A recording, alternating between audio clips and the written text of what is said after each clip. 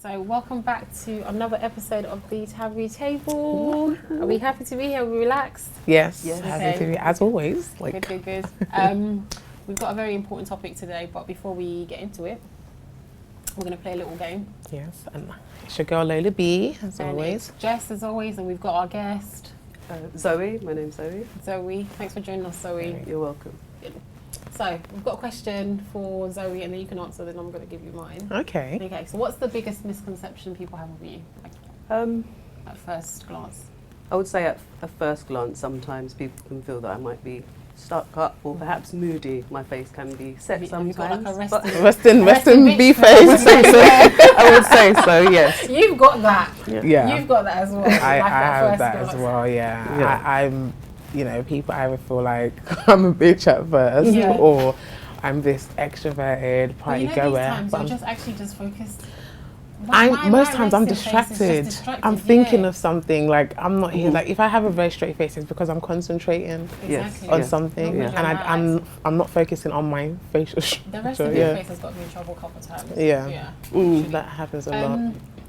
I think with me, people assume that I'm like a very hard girl. I'm not too sure why. Yeah. I think a lot of people think that I'm just some hot and nothing can touch me kind of thing. But I can cry in 2 minutes. Like. If something hurts my feelings, like I'll be gone. Like, I'm done. It's the Gemini. It's the two personalities. Yeah. So people, I don't know why people get that impression, but yeah. That's makes sense. So today I wanted to bring a topic to the table that I think is very close to all of us for different reasons. I think this topic is important because it's just such front and centre in our generation at the moment. Yeah. It's such an important topic, yet for whatever reason we're still here dodging it sometimes. There's still certain people that don't want to accept it into their lives, and I'm not talking about Jesus Christ. I'm talking about mental health and therapy. Okay, so for me, my first ever time I came across therapy was after like a family breakdown. Yeah. And then I was kind of left with my son at that time, and I just remember that I felt very isolated. I felt very vulnerable, and then I felt like, what am I supposed to do? And therapy was very foreign to me. Very foreign. I've never the only therapy that I'd ever seen was on TV. People lying on couches and you know how they kind of portray it in movies, whatever. So first I didn't know where to go seek therapy, and then I didn't know what it was going to be like. But I remember just being so desperate that I was like, let me just call the GP. Yeah. So when I called them, and they kind of was like, yes, we can help. I was so relieved because I was like, oh, okay, so it's easy, yeah. And then within the next week or so, I was, sat there, and my first therapist was called Phil, and he was a white man. I remember him very, very clearly because this was the first time that I was able to offload things that my family don't even know about. You know what I mean? 100%. And I think the first experience with a therapist, counsellor is so important because that kind of sets the tone for if you're coming back. If you'll stay or not. Yes, exactly. Yeah, like if you're coming back, because you can do that first session and just never want to go back. Yeah. And I just remember the thing that like helped me was like, I'm so used to, saying my feelings and then kind of being like, oh, what do you mean? You exaggerate. Yeah. But when he sat there and he was just like, really? Okay. People don't understand what kind of weight that lifts off of you. And it's like you said, my first therapy sessions, I was like, I came home to kind of bitch to my friend, like, it's just nonsense. She was just waiting for me to talk. And my friend was like, well, didn't you talk? And I realized like I wasn't willing to be open. It wasn't like she was the problem, I was the problem. I wasn't yet ready to be open. So maybe she'll ask me something and I'll just say it in a nonchalant way, and I'll be like, but that's what it is. It is what it is, or whatever. And she's like, oh, okay. But then she was like, oh no, because that was abuse, and that must mean you must feel this way. And I'm like, and it's like they keep getting deeper and deeper, and it's like the layers are coming up, and I was like, oh, so I'm still bothered. I am bothered. I am triggered by this. It's not just it is what it is. It is trauma. Sometimes through the fact that we don't always speak in our families, or we're not allowed to be open. We don't know how to. We don't know, and sometimes we don't even understand what we're feeling. Or it can be unconscious. But once you are able to talk to someone who you feel is not judging you, that's things the come up. non-judging part. I think that part, you've said something there. like, you know that speaking to somebody in that family unit, there's going to be a sense of judgment. Yes. There's also going to be a sense of like you're exaggerating. There's going to be that. So I think that what therapy offers you is like a safe space where you can. And that is exactly it, a safe space, which is the key to, you know, how the counselling is going to work and the relationship that you have with that counsellor. Because ideally, once you feel safe, you're going to open up, you know?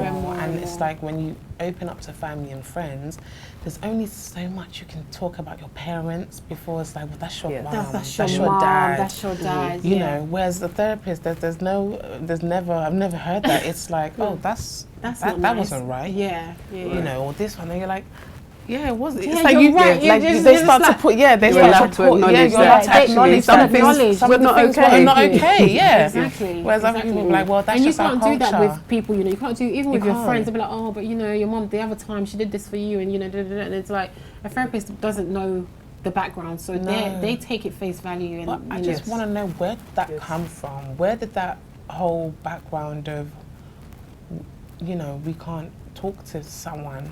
Like where? See, I would say, sorry to cut you, so I would say really one of the main factors would be like a mental slavery. So basically the impact that slavery has had on black people and the generations before our mothers and grandmothers. So in slavery, obviously, horrific things were happening. But as a culture, black people were unable to express themselves or talk about what it felt like to be treated that way. And obviously the ones who were brave enough to express themselves, there would be severe consequences. And I know also during slavery as well, if something terrible happens, like a slave wanted to rebel, you had the other slaves like putting that slave in check, like fix up, you can't run away, you can't do this. So they had no space they had to keep it inside them. They had to keep quiet, they couldn't be angry. So this is why that's been handed down. And generations. Even unconsciously still affects us to today. This day, you know? It does. So that would be like a big factor. Have any of you ever had a conversation with any of your parents about your mental health? I mean, when I remember about 2009, 10, I told my mum we'd got into a real roadblock in our relationship. And I was like, I think we all need therapy. You, me, and my brothers. I want us all to have therapy. And I just remember her being so offended. I remember her taking that as a major offense. Like, you're calling me mad. You know, you're calling me crazy. How dare you? And I remember I had other family members come to talk to me. Like, why are you? Like, where's this come from?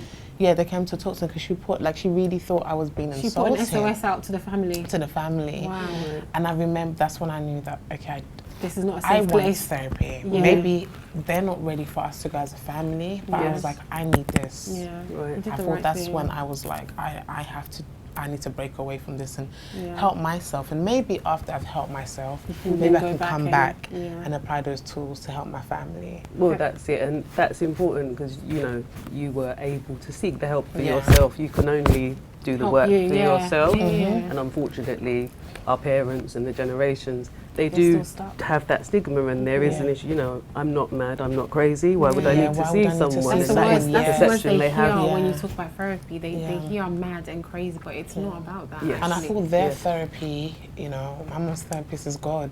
It's her spiritual pastor, it's the imam, or it's the pastor.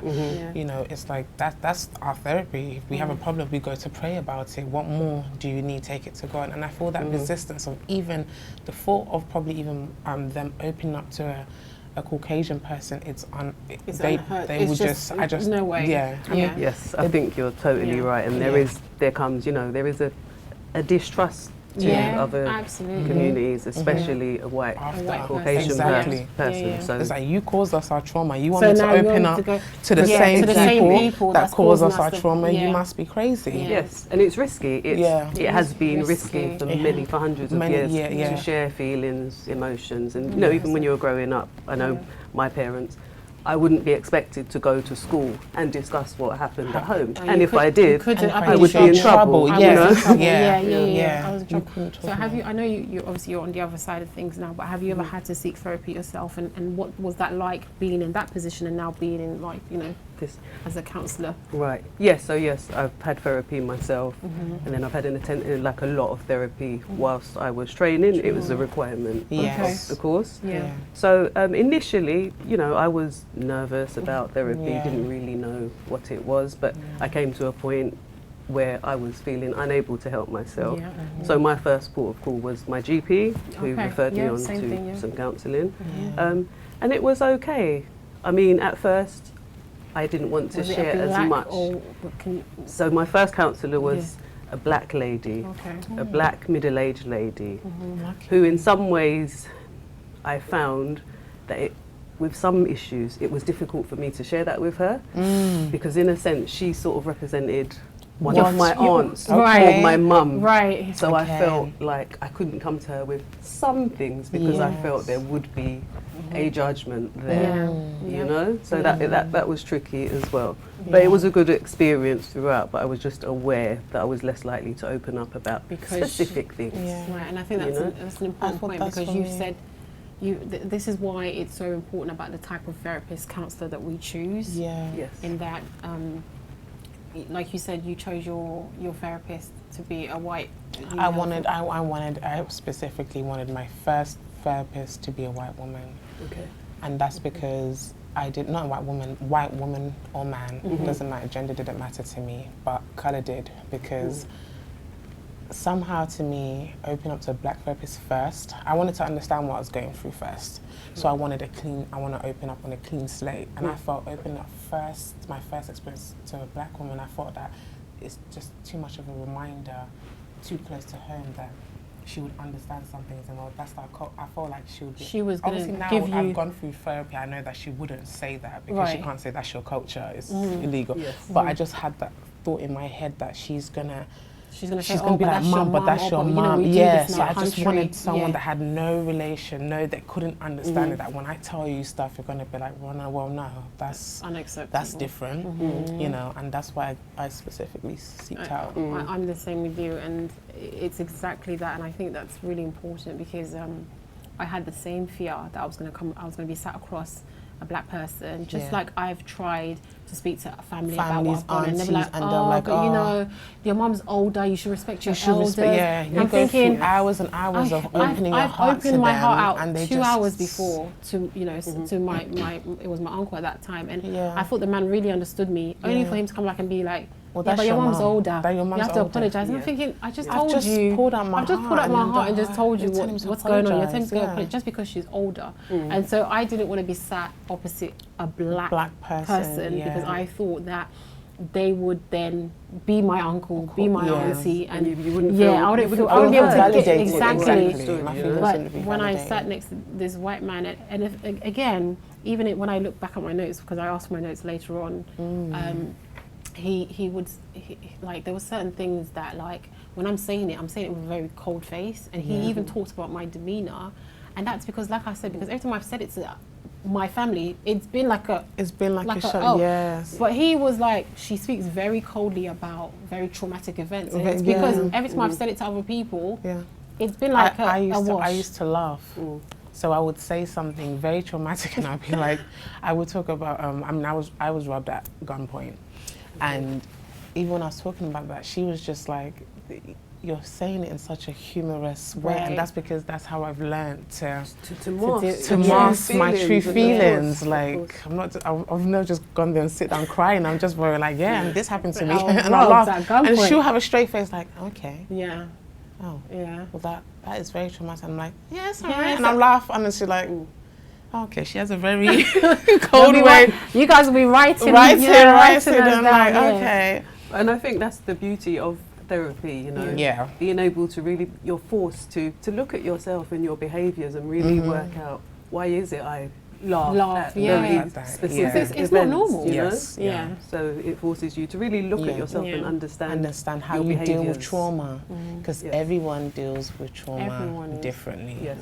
And now I understand, okay, that's how you deal with trauma. It's like, you know, it's like a defense mechanism. You're protecting yourself, you know, to some people just move on with it. Some people laugh at their pain because, I just feel like, I don't know where it started in our culture for us to hide things, but I definitely would like to speak to a black therapist. I think I'd like to have two, because I feel like therapy is not something that's just a quick fix. You come and go. It's like you're unpacking 30 years worth of trauma, and that's not, even when you still think, okay, I'm good, I can face the world, a new thing happens that puts you back to square one that you're like, have I grown? Everything is so intertwined and attached. It's really a lifelong process. Once you engage in being open and exploring, you know, it can be ongoing. I mean, I dip in and out of therapy ongoing because it's important, and it really is a lifelong It's never just a one and then. So the other thing I want to talk about is you know, mental health being such a huge issue nowadays, and for whatever, like, I'll talk to certain friends and I'm like, you should really tell this to a therapist, you should really speak it, and be like, no, I just want to tell you. And it's like, I've got an ER, but I don't have the resources, I can't give you to carry that weight. What can we do then to kind of encourage people to take on therapy? Because there is so much resistance. I feel people need to understand there's an issue. Like I feel people need to be honest with themselves. I feel at the point where I decided that I needed therapy was I was honest with myself. I was like, do you want to continue living like this? And if you continue living like this, where am I going to end up? You know, it's like I know families in our community where the parents know, I don't know if it's called codependency, but it's like their parents know their child has a drug problem, a serious drug problem, but they would rather them do the drugs in the house than let people outside see, knowing they have, so they're okay with them doing drugs in the home so long as other people don't see it. Don't know. And that's where the dishonesty is. That's so toxic. That is such a toxic, you know, way to live. And this is why people end up killing themselves. Because it's too much. Well, yes, unfortunately, and just being forced to deal with things. Keep it inside. In secret, like a drug problem, you know, it can unfortunately lead to people taking that. And like, therapy is like, it's not, a saving grace just to go one session. It's like someone is literally given, you have I have sickle cell anemia, so I know if I have, there's some things I can battle at home. If I'm having a medium crisis, I know, okay, I can take painkillers, I can do this at home. But if it's someone where it's past the stage where I can care for myself, I need to go to hospital. I need a doctor's advice because I need something else might be wrong. Do you understand? So I see the same thing with my outside help with your mental health. It's like you don't have the tools to fight what you're battling inside, and no one can see what you're battling. It's a silent battle. It's a silent struggle inside. So you need someone to help give you the tools to help work with it. If not, you don't even know how to, it's like you're fighting something, you don't even know where the blows are coming from, you don't know which angle it's coming from, you don't know how to help yourself. Well, this is it. And you do, like yourself, you really have to be ready, and you have to be ready to be open. And unfortunately, a lot of our culture are not, you know, yet ready to be open, but I think it's about having the conversations and speaking to your friends and perhaps selling it in simple terms. I think sometimes to say, oh, you should have counselling or psychotherapy, the language can be overwhelming for some. So, you know, maybe simplifying it. It's like you say with your mum, when you kind of, you know, you were trying to do something to help you all. And she took that to be like an attack. A personal attack, right? And all she heard when you talk about therapy was she's crazy and she's mad. And why would you want to talk about family business to a stranger? It's like they can't, they're from a different time and they never did that. And it's like, you know, my grandma's gone now, R.I.P., but I couldn't even imagine my grandma sitting in front of a Caucasian therapist and talking. It would Wouldn't never happen. No. Wouldn't happen. It would never happen because it's like, what? That's why black therapists matter, black counsellors matter. People that look like us that can help, you know, because that's what I said, their therapy is the church, their therapy is that, because that's those people look like us. So let's tell them our business, let's talk to pastor, my child is doing this is happening in the house. That's their version of therapy. So I think it is the language. Yes, and they're not so aware, you know, now mental health is much more in the know, and there are lots of black counsellors in training, and they are available to us, but they do have a perception. They're not expecting to see someone like you or myself as a counsellor, so that is a barrier to them sometimes seeking the support that they need, you know. So do we feel like, what is it, like more, how do we bring more awareness to a generation that, I mean, this generation, I think they're doing good. Doing better. It's doing better. Yes, much I think better. We're doing better. You know, I just want to pay it back a bit because I also wanted to talk about like African parents and they not taking mental health seriously. Before we even get to therapy, how do we even get to the point where our mental health is affected, and them just thinking that, you know, us kids, not just Afro-Caribbean, you know, black families, we can't have mental issues. You know, it's non-existent for us to have mental issues. They don't want to talk about it. They don't want to accept that a child can be going through something, because what do you do? What are you stressed about? What could possibly, you know, be your problem? And I've had a very brief conversation with my mum at one point. I was telling her, and she was like, you know, she laughed it off like, what could you possibly, you have not lived life kind of thing. And it's the same thing with our culture of having, I feel like, lack of warm love. Like, we don't know how to address core wounds, and it's because I feel like we don't even understand where it's coming from. And it's like all that's ever been drummed into us, I think even dated back to slavery, is strength. Suck it up, strength. You get beaten, you're not even allowed to cry. You get beaten. Do you want to you know, cry again, and I'll give you something to cry about this time. And it's that's what we focus on, that toughness. So if you're brought up to be tough, at what point do you turn around and say, well, I'm not that tough, I need help? It's hard for people to do that. Very, and that's a really valid point, because I think it is so much about us presenting as being strong, being able to deal with anything, and you know, you put on, no matter what's going on at the home or inside, you just put your best foot forward, and you keep going. So, but this, as we know, can be very damaging to a lot of people. So do we think that there's people looking at those who go to therapy like they're somehow weak? Is that why people choose, they feel like if people know that I'm seeking help, then I must be weak, or I must be, is that something that... I think that is the mentality, but I just want to switch that around. I want to switch that around to the sense that if you don't find it weak going to talk to your pastor or man of God, why should it be weak talking to another professional?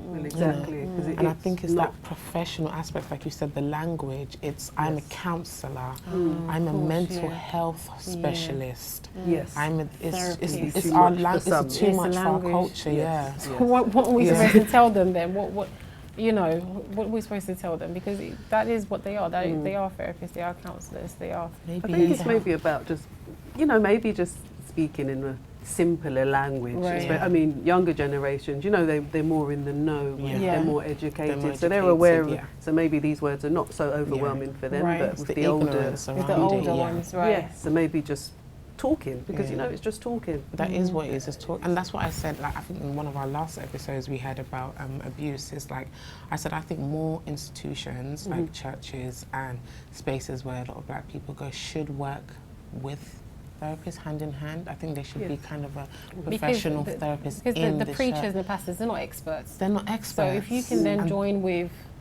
professionals, I think then you can be like, oh, we can talk to pastors, and then pastor will be like, in the room there's a therapist here that I'm going to leave you to. So it's like kind of sneakily, not sneakily do it, but break the ice through that. I feel like we need to work together.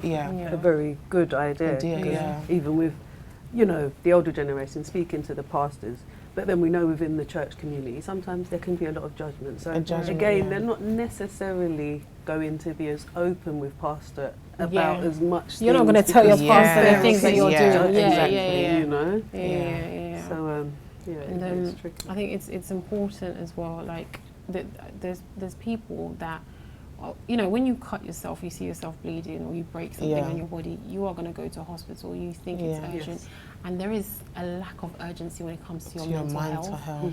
People don't understand how your mind can make you sick in your body. Do you understand? Of course. And that goes with education, because I mean, I learned, like, by schooling here, I learned about sociology, psychology, and I learned a bit about mental health. But I feel like in schools back home, did they ever even talk about mental health?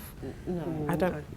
You know, I doubt it. Yeah. So it's that barrier of coming here. It's still seen as it's a westernized behavior. This is westernized thing. This is not for us. This is not what we do. This is nonsense. You know? I actually had a friend when you know, COVID was going on, and I know so many people was falling into depression. People were losing their jobs. People were losing loved ones, and I just remember I put it out there that you know, GPs. If anybody needs to talk to somebody, GPs are there. They can offer you sessions. And I remember one girl came so fast at me, like, oh, like that's such a westernized thing. They should come and talk to. She was saying they should come and talk to her because she's read books. She's got no qualification whatsoever. Okay. But she's apparently read these books, and she's, you know, ordained herself some type of counselor, whatever. Right. And that I should stop sending people to the white man and things like that. Okay. And I was like, the same thing. It's like when my brother had like, and it was just anxiety palpitations again in uni, and my mum was like, I think he was talking. They were both with the GP to find out, you know, because is asthmatic, so my mum was worried that it's a chest thing. Okay. And I remember she was just nudging him when she was talking about anxiety. I was like, don't tell him. And when they left, it's like, why are you telling the doctor that they can get you section? They have this thing. The doctor's going to think you're mad. Don't tell them. And she was scared that you're revealing too much, and I'm like, anxiety is normal, and it's just that even that word alone, she's like, they're gonna think you're mad, and I thought that's what the problem is. Yes, definitely, and that can be, you know, their thought processes, unfortunately, can be very damaging. You know, because they're not fully educated on it, and it's like, now how do they get educated on it back home? And my thing is that we need to start looking at mental health just as seriously as we look at, you know, our physical our checkup. You know, we need to take therapy, counselling just as serious as we do our checkups, our dentist appointments, and whatever else. Because, like I say, if the mind is somehow poisoned, if the mind is not working well, it literally transitions through your body. You start breaking down in so many other ways. So, my thing is that yes, you know, mental health therapy might seem like the scary thing to do, but it's just as necessary and as you know. Yeah, I mean, it's like, you know, it's like you take care of your three homes, your mind, body, and soul.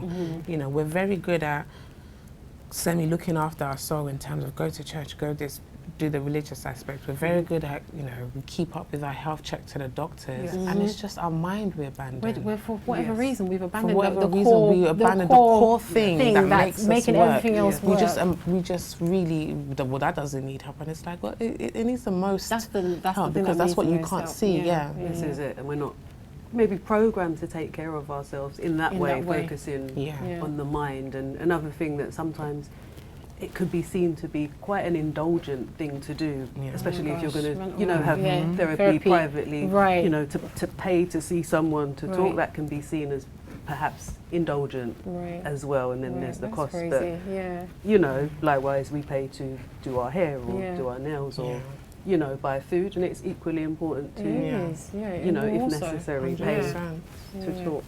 So what would you like say to somebody who's maybe like, they're in a space where I was, where I knew I needed help, but I didn't know what to do. Like because if you know somebody that's done therapy before, that's fine. It's almost comfortable to be like, oh, so what did you do? But if you don't, how do you even and you're start on your own, how do you even start to? And how do you even identify that you have unresolved trauma? What kind of thing? If you don't know what it is? Yeah, I guess identifying your specific trauma, that may be difficult, but I think, you know, we know ourselves, so you know when something's wrong and you're not able to function in the way that is healthy, or your day-to-day living is affected.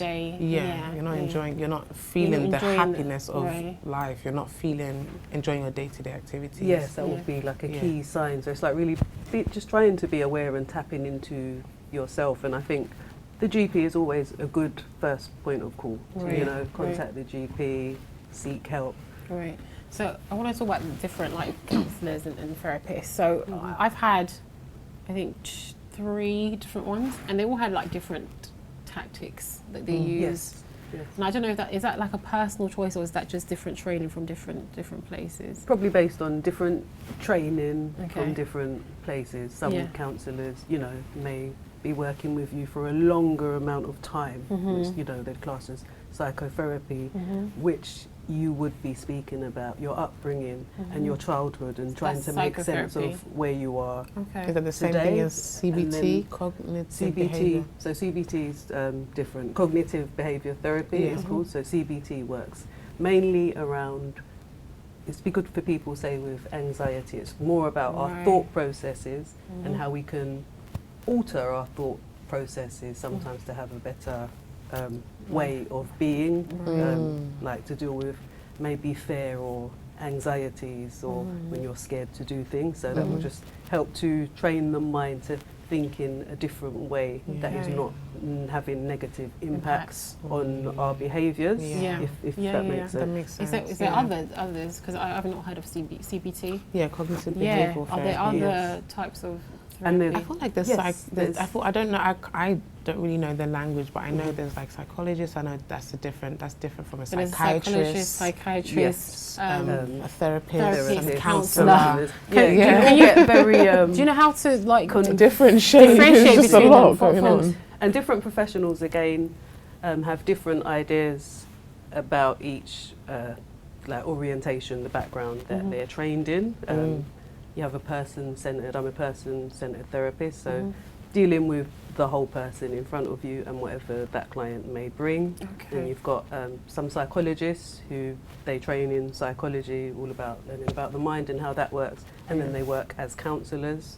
Then you have a psychiatrist who may be able to prescribe. Prescribing Okay. Medication. Right. Okay. You know, so So that's a difference. Okay. but there are many different. There's different categories. Yeah. forms of training Wow. and therapies. But either way, I would always say personally, once you're willing to engage in any form of therapy, Yeah. you know, it will work once you're open, and Right. ideally, usually, you will feel better. So the Yes, different 100%. types are not necessarily as important. It's Yeah. more about Okay. engaging, and it's Okay. more about the relationship between the client Okay. and the And the person. person. So, yeah. so you don't have to be specifically trying to go out to look for a psychiatrist. You No, just need yeah. to be willing to seek So the help, open and up, then yeah. Precisely. Yeah. And they will Yeah. know what you need, by what you say. Ideally, yes, Ideally, and okay. through talking. And you always have choices as well, you know.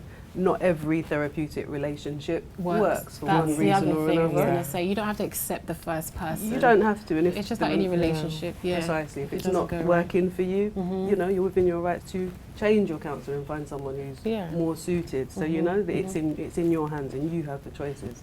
Do you feel like the UK and US can do something in terms of working with therapists of colour, in terms of when it comes to people of colour, they assign, Does it them. work like? Does it- Does it work like that? or do you How have do to? you get Do you have assigned- to personally request? Oh, I want A person. a person If of you- colour. Yeah. Yes, I don't think you'd. I mean, unless you come with specific issues and you make it clear from the very beginning, Yeah. I, for one reason or another, do not want to be seen by a counsellor from such and Or such by a background. man. Yeah. You're able to specify that, and then they can, you know. Would there be an issue with specifying colour? Would they find an issue with that?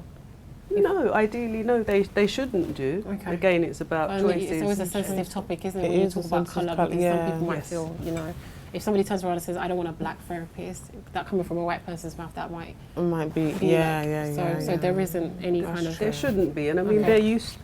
Colour in counselling Okay. is something that is That is continuously growing, being yeah. looked at, Yeah. and something that we should all be aware Open, of. yes. So it wouldn't be unusual Okay. for them to have a request to see Wow. a specific I think that's good. counsellor. I think it's good for people to know that there is no judgment. Actually, you can kind of tailor this to whatever that So what suits, you want, yeah, what your needs are. what your needs are. Exactly. Yeah, I remember in South East London we used to have something called Connections.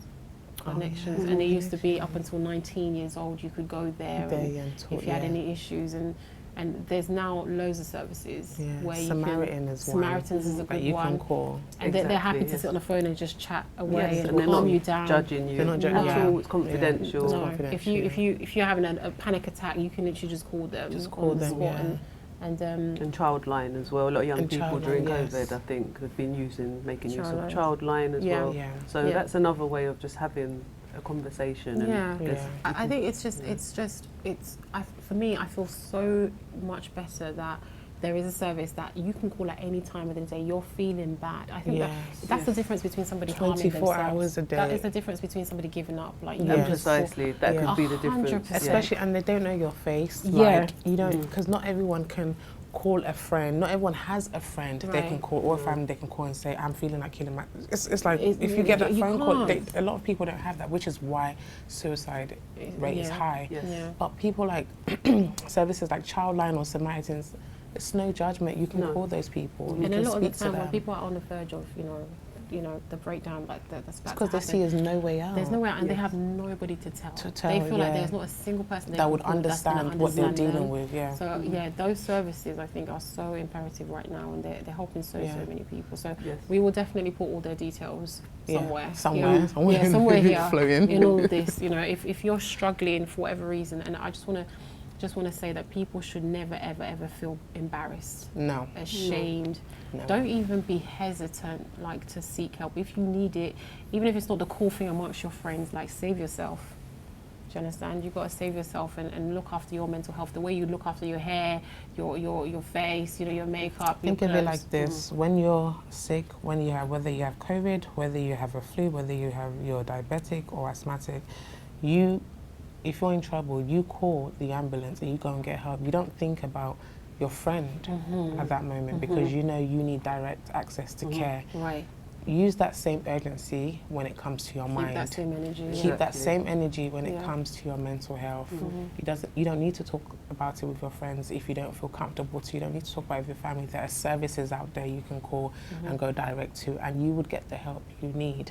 Yes, and there's so much more now. Even online, you can literally type in, help, counselling me, and put your postcode in, or so there's it's easier to access now. So I want to ask you then, so from a professional standpoint, what advice would you give to anybody who, like I say, doesn't know what to do or doesn't feel like they've got any other choice? So I would definitely say, if there is somebody that you trust that you can speak to share how you're feeling, then do that. I would say contact a GP and say to the GP, you're not feeling good, you'd like to speak to someone. Failing that, I would say Google online counsellors near me, and just be open to be having the conversation. And there's nothing to be scared of. It's a strength to seek help, not a weakness. It is a strength to seek help. Not weakness. At worst case scenario, if you're feeling really bad, not sure, it's not as easy now with COVID, but you could literally walk into a hospital and say, I'm not feeling good, my mind's not feeling right, and they will help you. So the help is there. So it's just to ask for the help if you need the help. Doesn't matter what age you are, doesn't matter what colour you are, doesn't matter where you're from. And even if your English is not that great, they can put you in touch with people, right, that can help. Yes, you can have counselling in different languages, So there's absolutely no reason whatsoever that if you are suffering and you're going through something that you should not reach out. There's no reason to suffer in silence. I think we've come too far ahead. We've done so much work, and it shouldn't go to waste. 100%. I agree. Definitely. I hope someone takes this, and I hope if you're listening and you are going through something that you take it as a sign that this is the time to get help, and the professionals are waiting to help you as much as you need. Yes, that's what they're there for. That's what they're there for. Exactly. It's great. Well, thank you so much, Zowie. Thanks for having me.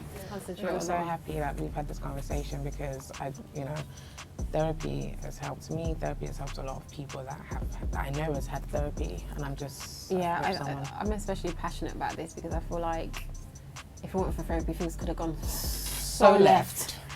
so left field. whenever we talk about mental health and therapy, I just feel like I just take it so personal. It's such a touchy subject for everyone. And mental I almost health. want to just go out and be like, you get therapy. You like, you know, I just Yeah, want here's people to therapy for here, you. take You it, get take it, therapy. take it. Be like because Oprah dishing it out. it helped me so much. So I just, anytime I hear or see someone going through something, I'm just like, you don't know what you can get if you just go through And therapy. it's something that everyone needs. Mental health affects whether or not you every think single you're human good or being. not, I think we've all got some level of trauma, some level Of course, something. sometimes childbirth alone is traumatic for new mothers. So it's important that you seek therapy, especially when you need it. But you seek therapy even when you feel alright. what's the definition of trauma? What is the definition of trauma? Trauma is. You got a dictionary. Got a dictionary. What's the phone saying? What is see. the definition of trauma? Well, you get your. You do the Whilst words you to look for live that, by. I'm gonna so Zoe gave us some words to live by, and I'm gonna read them out. Yeah. Okay. So Zoe says, "There is nothing to fear. God's strength and power are on my side. I need but call and he will answer." Oh yeah. I love that. Amen. Amen to that. And thank you so much, Zoe. This is definitely my words to live by. Yeah. I'm not gonna lie. In the darkest of times, like I Call find on so to much him. comfort in prayer Yeah. and seeking the And if strength. you're not religious, Even if you're then not you religious. can, whatever you believe in, you can apply to that and hold on to that. 100%. So, the definition of trauma Go on. is a deeply distressing or disturbing experience. Right. So even if we don't use the word trauma, I'm sure Everyone everyone can has relate to to that. You know, unless you were born So- yesterday. Yeah. You know. So Living on earth is already ghetto, okay? It's ghetto on It's this ghetto earth. It's ghetto. enough. I'm about ready to go to Venus. So we all traumatized. pre and post COVID. But Yeah, so don't forget to join in on the conversation on Twitter, #Therapeutic Banter, #TTT Show. And as always, follow us on, I don't know where he's going to put it, but follow us here or here and tell on a the friend to social tell media. a friend to tell a friend. And we'll see you on the next episode. It's a wrap. Thank you. Bye. Bye.